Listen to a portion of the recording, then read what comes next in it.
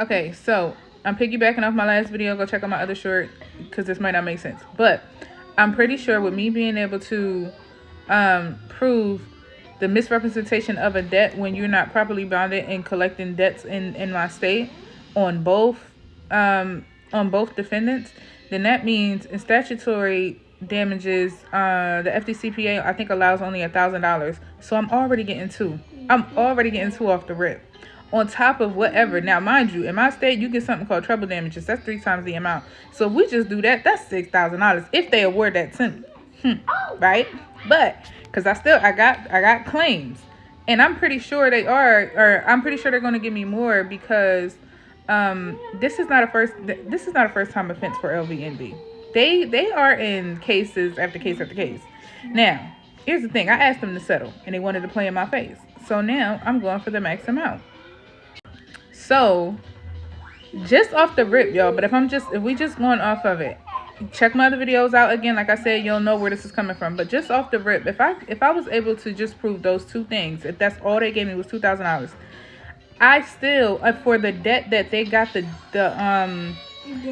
the debt that they got the judgment for. Oh, yo, I just had a revelation. I'm sorry. I just had a mid thought. I'll be thinking and talking at the same time. But listen, they're not getting that judgment because guess why? Guess what's about to happen? I'm going to file that motion for reconsideration because I have new evidence.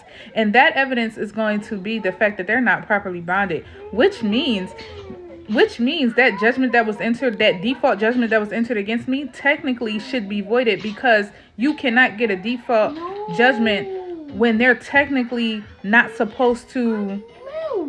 They're not supposed to be even collecting debt. It is illegal to collect debt in my state if you don't have this bond, right? So now I can go ahead and file that motion of reconsideration or motion for reconsideration because I have new evidence. But going back to the federal lawsuit and then still sue in the federal lawsuit and get my money again.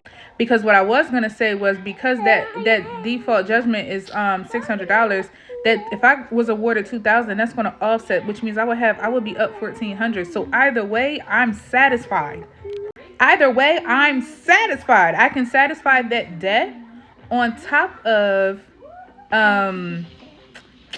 I could satisfy that debt on top of up $1,400, and this is just at minimum because again, $1,000 for statutory for federal. That's the max under the FDCPA.